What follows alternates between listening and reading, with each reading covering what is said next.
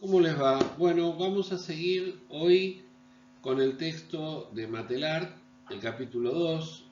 Nos toca comentar hoy que es la multitud aprehendida. Les recomiendo la lectura, que es muy simple. Se trata de una eh, narrativa de carácter histórico de 4 o 5 autores muy importantes que yo voy a comentar, porque concierne a un concepto que dominó buena parte del siglo XX, que es el concepto de sociedad de masas. Y como vamos a ver, el concepto no provino de la nada, sino que provino de la criminología. Y esto es muy importante. Así que les pido un poquito de paciencia. La clase de hoy va a ser más bien breve porque el capítulo no merece más desarrollo, pero sí paciencia para entender cómo se fueron eh, vinculando estas distintas posturas, podríamos anticipar la conclusión, contrarias a la multitud, contrarias a la masa. Empecemos ya mismo, ¿sí?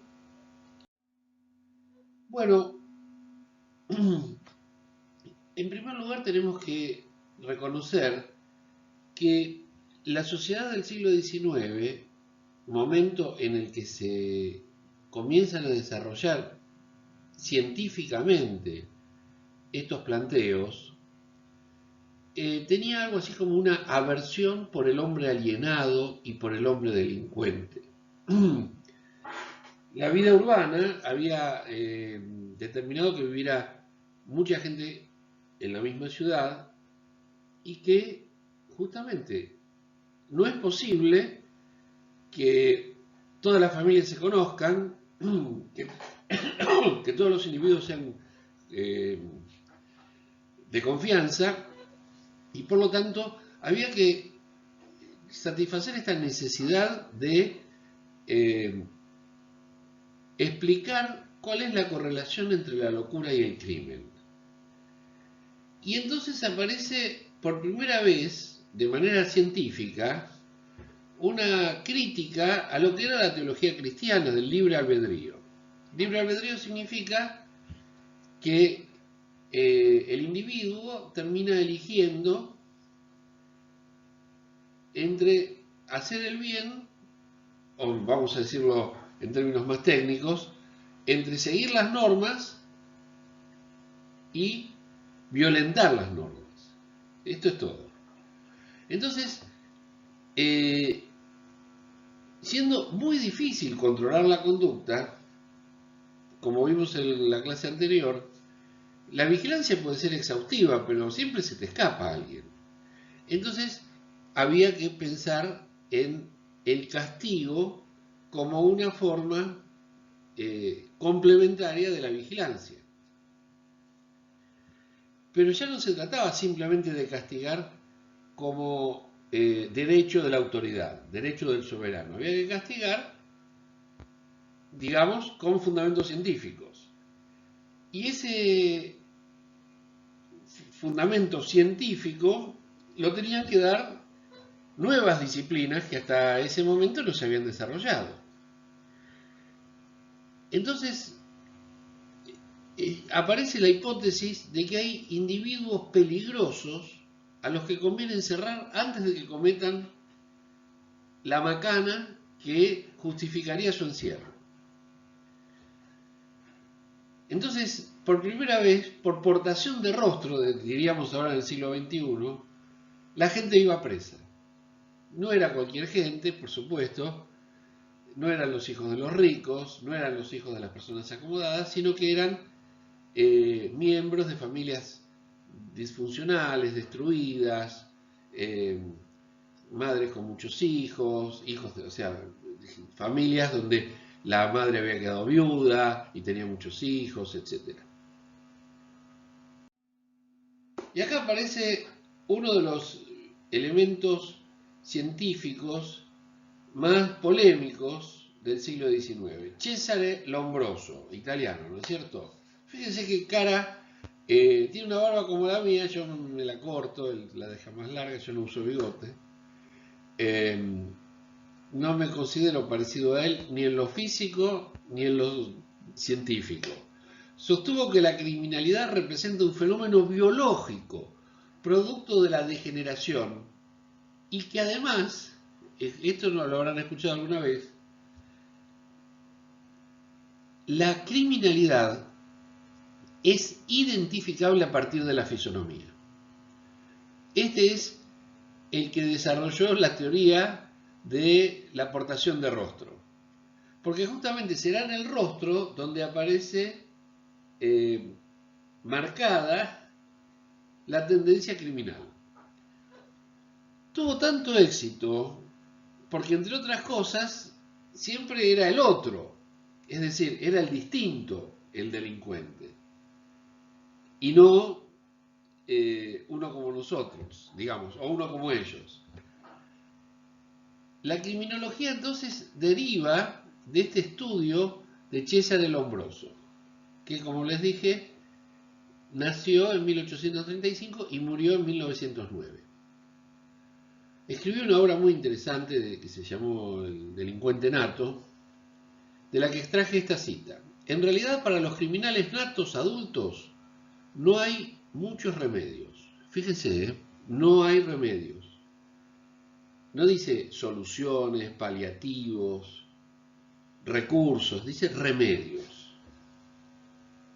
Es necesario o bien secuestrarlos para siempre, guardarlos, ¿sí?, encarcelarlos, encerrarlos, en los casos de los incorregibles, o suprimirlos, cuando su incorregibilidad los torna demasiado peligrosos. Es decir, la teoría de que hay gente que sobra. Y sobra porque son malos. Y son malos y además son incorregibles. Acá aparece, no sé si se verá bien en el video, una lista de fotografías de célebres delincuentes, cuyo cráneo, cuyas medidas, del rostro, de las orejas, etc., le permitieron a Lombroso trazar el perfil fisonómico, o sea, de la cara, del rostro, que tendrían los delincuentes. Bueno, resultó ser que esta teoría, además de todas las bestialidades que dice, es falsa. Me refiero a bestialidades de carácter político, moral, ¿no es cierto? También desde el punto de vista científico es impugnable esta teoría, porque aparecieron delincuentes a los que él llamaría natos, que no se correspondían con estos perfiles fisonómicos. Y por otra parte, aparecían personas, vamos a decir, de una conducta intachable, que tenían estos perfiles. O sea, no mandaba en cana a los que tenía que mandar, y sí mandaba en cana a los que no tenía que mandar. Realmente una payasada. No nos tenemos que burlar de los errores científicos, sino, y tampoco es una burla, sino que es una crítica, tenemos que criticar al prejuicio étnico del hombre blanco europeo que cree, digo hombre varón, no el hombre, el ser humano, sino el varón, porque a la mujer también se la consideraba inferior y potencialmente peligrosa. No al nivel, por supuesto, de la criminalidad, digamos, de los asesinos seriales, los violadores de niños, los pedófilos, etc. Pero sí se consideraba a la mujer como en un escalón decididamente inferior que el rango que ocupaban los varones, salvo estos criminales natos. Fíjense la teoría de Lombroso en una de sus principales afirmaciones.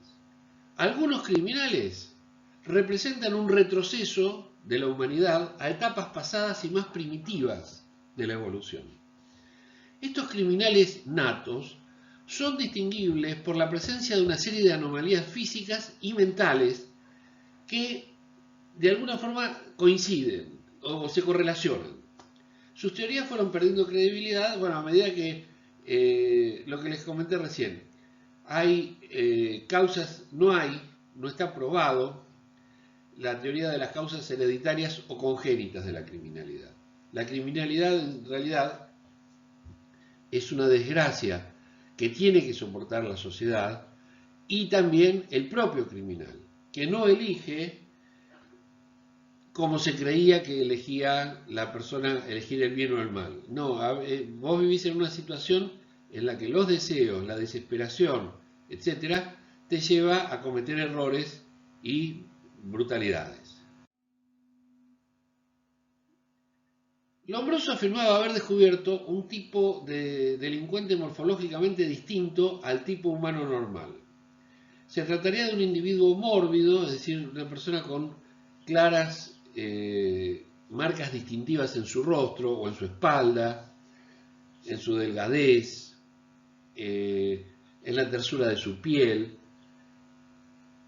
Y ahí entiende que hay dos orígenes posibles. El atavismo, es decir, nosotros en general nos parecemos a nuestros padres. Entonces hay un rasgo hereditario atávico, algo que a lo mejor, si pudiéramos comprobarlo, nuestros tatarabuelos tenían algo que nosotros ahora tenemos. Eso sería el atavismo. Y por supuesto la epilepsia, que es una enfermedad neurológica que en aquel momento se consideraba realmente muy peligrosa por los brotes incontenibles, no había medicación que mantuviera el control o que le permitiera al paciente mantener el control sobre su cuerpo. De eso consiste la epilepsia. De repente el cerebro comienza a agitar el cuerpo, impulsos nerviosos que producen la sensación de que la persona está con severos problemas. Bueno, seguimos ahora con el salvaje moderno. Un poco para retomar lo que veníamos diciendo. Se consideraba que en medio de la sociedad, de repente, no se asociaba, por supuesto, esta realidad de la criminalidad con la aparición de nuevas formas de vida, como era la vida urbana, el trabajo industrial, la separación de las familias, el desarraigo. Mucha gente dejaba de vivir en la zona del campo y en las zonas rurales y empezaba a vivir en grandes ciudades. Entonces, solamente se pensaba en términos biológicos. Y ahí aparece la teoría del criminal nato, que evidentemente fracasó. Es la teoría del Lombroso. El criminal entonces carece de un estigma particular. Se llega a la conclusión de que cualquiera puede ser criminal. Pero también aparece la idea de que las sociedades tienen los criminales que se merecen. O sea, vivimos en una sociedad que produce criminales. Por supuesto que la criminalidad es abominable, etc. Pero el origen del sujeto criminal es un origen, podríamos decir, no exclusivo ni de las condiciones físicas, ni de las condiciones sociales en las que el sujeto criminal ha nacido. Hay condiciones macroambientales que empujan a las personas a seguir a otras o a meterse en ese tipo de actividades que de repente son muy peligrosas para la vida de los demás y también son complicadas para mantener el equilibrio psíquico de ellos mismos. Un detalle que no es menor, la policía argentina recibe con entusiasmo la teoría lombrosiana y en buena medida los chicos de clases populares que son constantemente acosados por la policía han sufrido esta teoría lombrosiana en carne propia. No sé qué habrá pasado con este chico Facundo Astudillo, fallecido, asesinado aparentemente en Bahía Blanca, no sé qué le ha pasado, pero es totalmente verosímil la asociación de su condición física, su condición familiar, con la suerte que corrió en manos de aparentemente policías. No está definido todavía el escenario del crimen y los motivos del crimen, y por supuesto no se sabe quién es el homicida. Vamos a otro autor, también muy interesante, un hombre que no se peinaba bien, Enrico Ferri, fallecido en 1929. Unos años más joven que Lombroso, nació más o menos 20 años después, murió 20 años después. Él es el que nos enseñó a pensar que las razones por las cuales el hombre es delincuente son ajenas a la voluntad del delincuente. No existe el delito, más allá de lo que tipifica el Código Penal. Existen enfermedades que se han heredado o se han adquirido en el transcurso de su vida. Enrico Ferri significó un avance importante respecto de las teorías lombrosianas. Y él aportó a la criminología las siguientes ideas. Cuestionó el énfasis en las características fisiológicas de los criminales. Propuso el estudio de las características psicológicas responsables del desarrollo de la criminalidad en el individuo. Él habla, la escritura, los símbolos secretos, el arte y la literatura son elementos que permiten, más que la fisonomía, más que el rostro, más que la pinta, la talla, etc.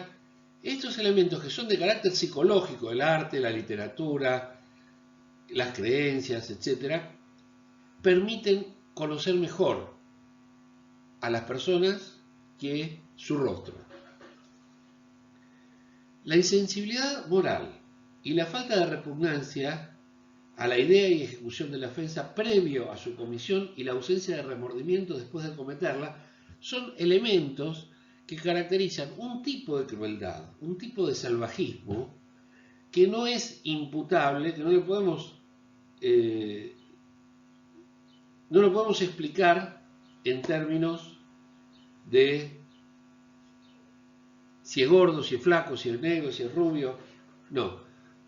Estas son cuestiones morales y tienen mucho que ver con lo que uno consume en materia de literatura.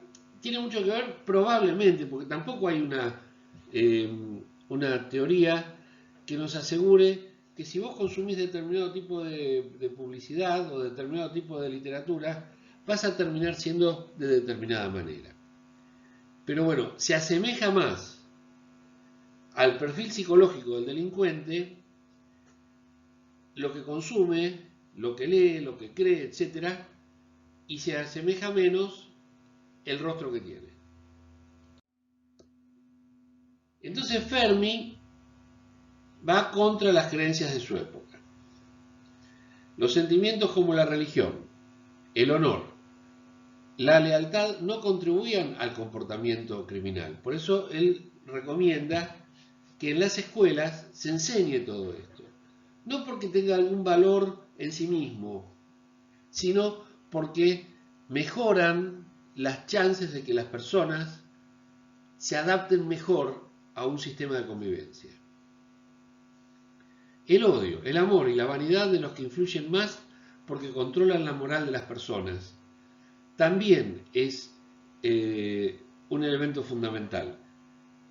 Y él cree que el libre albedrío es una ilusión subjetiva, que se confronta con el principio del derecho penal clásico, que considera que uno elige hacer yo digo hacer el mal, pero técnicamente no es así. Uno elige los actos que comete, ya sea contrarios a la ley o en el sentido en que las normas lo indican. En eso consiste el libre albedrío. Aparece ahora el crimen y las multitudes. Estudio de las relaciones anormales y transitorias entre los hombres. Comienza a verse por primera vez que no es lo mismo una persona, digamos, tranquila en un grupo chico que una persona en un gran grupo, en una multitud. Las reuniones inorgánicas y efímeras, por ejemplo, el público en el teatro, las multitudes. Y ustedes piensan que no había fútbol todavía en esa época, no era una pasión de multitudes. Entonces la gente no se reunía pero comenzó a reunirse. Y ese comportamiento marcaba que el sujeto, cuando está en grandes multitudes, pierde su individualidad, actúa de una manera que él mismo no está acostumbrado a desarrollar y tampoco sabe por qué lo hace. Y ahí aparece la figura de la psicología colectiva. Les recuerdo que psicología es el estudio de la mente o del alma, como se decía antiguamente. Pero se supone que el alma es individual, no hay un alma colectiva. Bueno, estas observaciones, muchas de las cuales son prejuiciosas, pero muchas de las cuales no son desacertadas, consideran que existe algo así como una fermentación psicológica que produce la multitud. Vos sos una persona pacífica, pero en barra, en grupo grande, te convertís en alguien agresivo. Vos sos una persona callada, pero en barra, en grupo, te convertís en alguien locuaz. Y acá vamos a hablar de quien probablemente haya sido el máximo exponente de la psicología colectiva. Su libro se llamó La psicología de las multitudes. Les recomiendo que busquen citas de este autor, son realmente muy agudas, pero no necesariamente son verdaderas.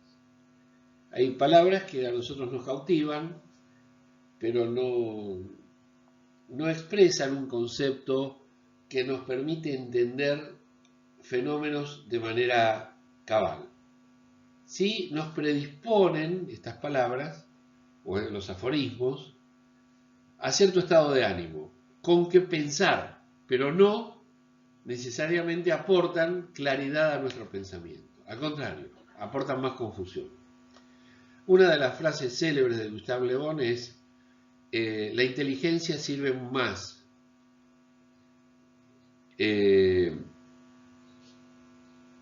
para dirigir otras inteligencias que para conducirse ella misma según lo razonable.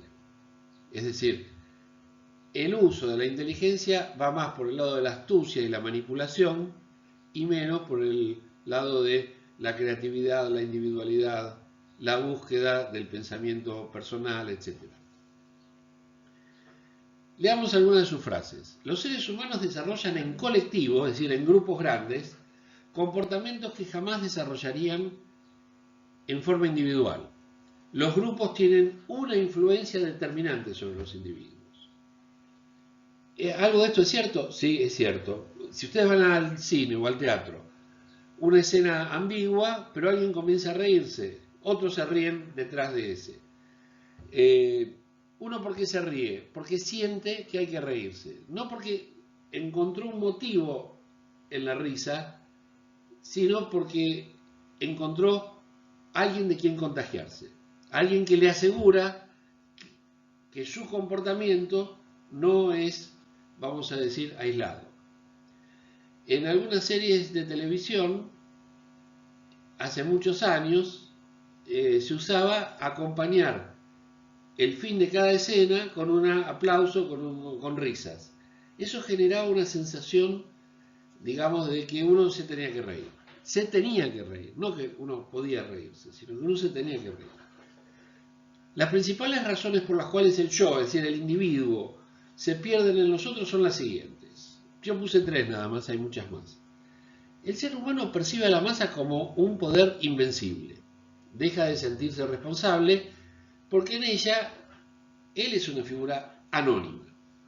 Segundo, las masas contagian su manera de sentir y actuar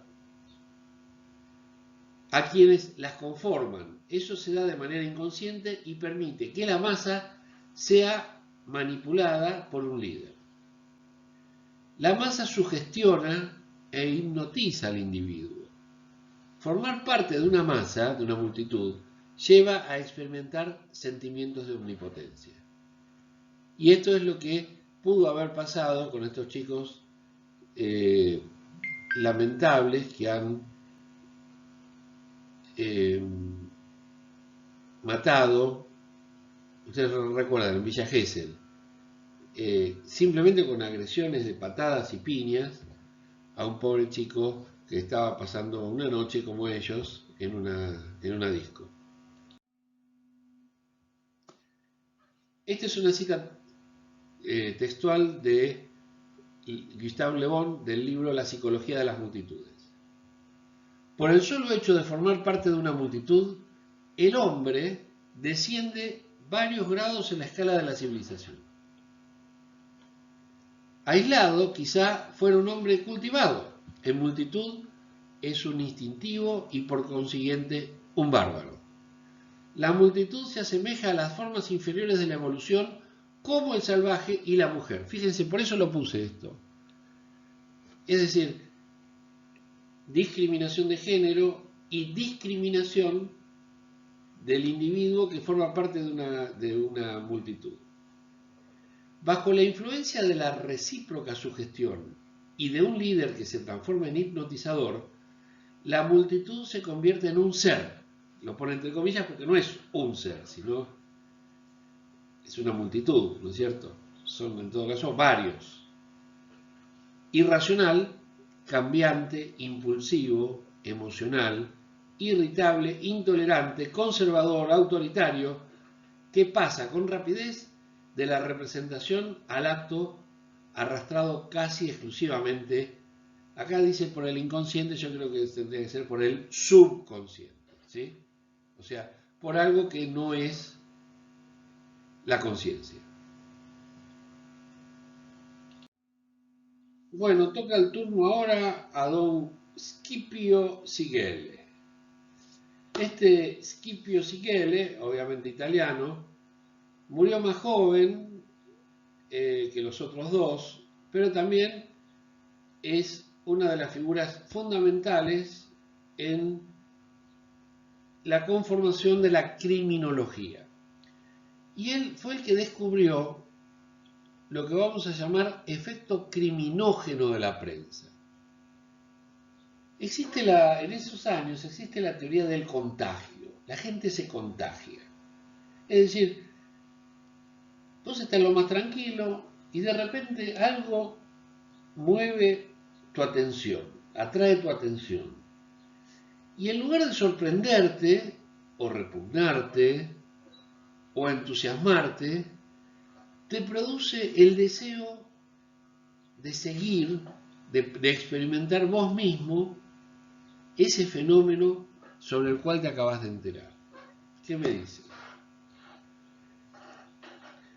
Él estudió con Enrico Ferri, ¿no es cierto? Con el otro autor que vimos hace un ratito. Alcanzó la fama con su obra La multitud delincuente. Este junta las dos cosas, el delincuente nato de Lombroso con la multitud de Gustave Le Bon. Él es considerado el pionero de la psicología colectiva, por lo menos en Italia. Noten que tiene más o menos la misma edad que Le Bon, pero en esa época, que no había tanto intercambio a nivel académico, a lo mejor los desarrollos eran similares, pero no se conocían ni se leían autores contemporáneos. Vamos a ver las leyes de la masa delincuente de 1891. Son realmente algunas muy disparatadas. Veamos la ley de la unidad o uniformidad de Scipio Sigele. Una forma muy común de comportamiento, el individuo es implicado en la sociedad y reacciona ante las emociones o situaciones de la multitud. No parece ser muy original lo que dice. La ley de la no deducibilidad del carácter de la multitud a partir del de sus miembros. O sea, puede ser que los miembros sean individualmente gente tranquila, pero que formen una barra brava, digamos, bastante temible. Esta ley analiza lo impredecible que resulta la suma de individuos con una multitud que comparte ideas y situaciones, ya que no se sabe con exactitud si ser un incremento en el plano emocional o un decremento en lo intelectual. O sea, puede ser que el grupo te mejore o que el grupo te hunda. Por eso es que no hay una relación estricta entre quiénes forman el grupo individualmente y cómo será ese grupo actuando como unidad. La ley del número. La intensidad de una emoción depende del impacto en el número de personas. O sea, cuanto más personas se integran en el grupo, más fuerte puede resultar la emotividad alterada en los individuos que conforman ese grupo. Ley de la predisposición al mal. Bueno, esta, léanla con tranquilidad. Postula que a pesar de que muchos seres humanos tienen estratificación filogenética del carácter, la cual determina distintos acontecimientos en la vida de alguien para desencadenar actos salvajes y criminales. Esto significa que la ley de predisposición al mal nace con el individuo. Después está la ley del guía o investigador. En cualquier multitud o masa siempre hay un conductor, un líder, que es el que manipula la vulnerabilidad de los individuos que conforman la multitud. Y finalmente tenemos la ley de la composición de la multitud, que sostiene que las ideas innatas en cada uno y la forma de pensar de una multitud, ya sea violenta o no, depende de las personas que la conforman. ¿Sí? Bueno, llegamos ahora a uno de los temas radicalmente nuevos en el siglo XX, que es el de la conformación de la opinión pública por individuos que pueden leer. La capacidad que tenían las sociedades europeas para alfabetizar al pueblo eran mínimas. No había escuelas públicas hasta bien entrado el siglo XIX. Y las escuelas religiosas solo atendían varones. Por lo tanto, había por lo menos un 50% de la población que no accedía a la lectoescritura. Y de los que accedían a la lectoescritura, tampoco era el 100% de la población masculina. No se nace semejante ni a otros ni a uno mismo, sino que se deviene semejante. Esto lo va a decir Gabriel Tarde, que es el sociólogo de la opinión pública y, por supuesto, de la imitación. Algo así sucede también con las sociedades.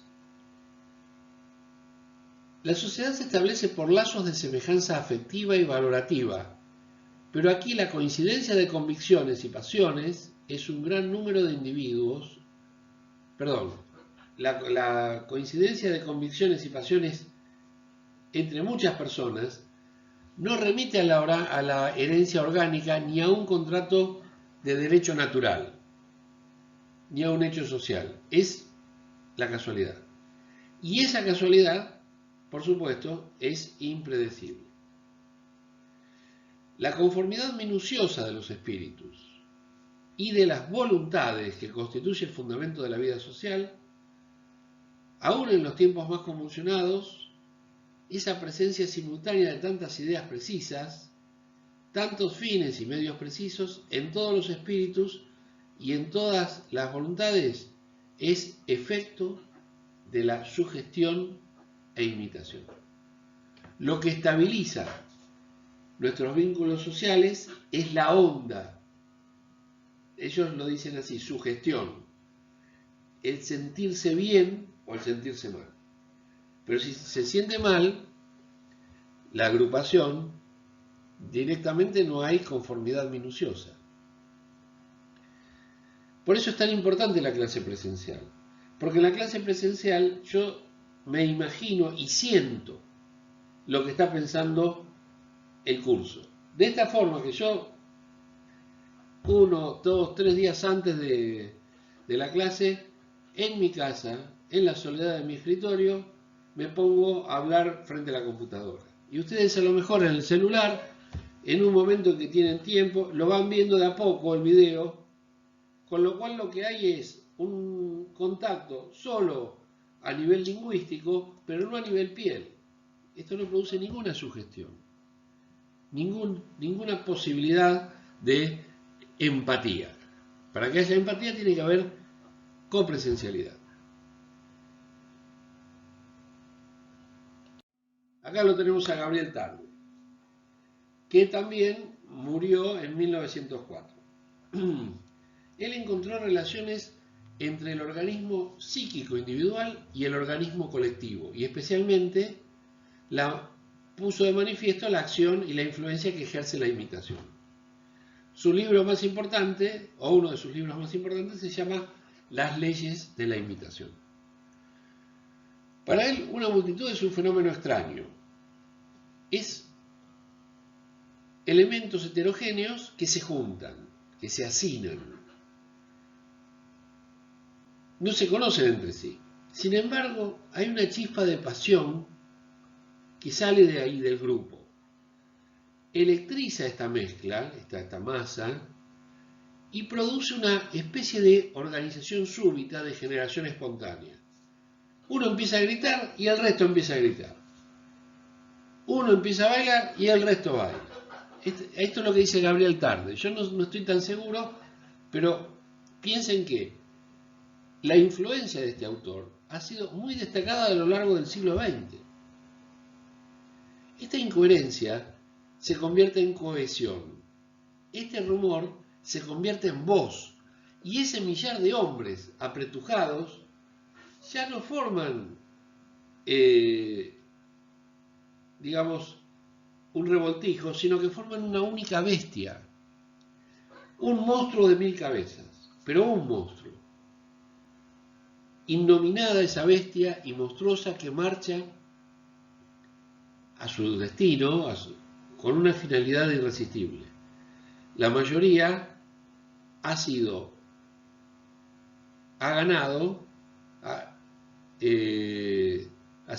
ganada por la fiebre de algunos y en todos ahora llega hasta el delirio. Bueno, con esto me despido. No hasta el lunes que viene, que es 21, es el Día del Estudiante, espero que lo festejen cuidándose y nos veremos el 28 con el capítulo 3 del libro de Matelar, Un mundo vigilado. Bueno, les mando un gran abrazo y mis mejores deseos de que todos estén bien.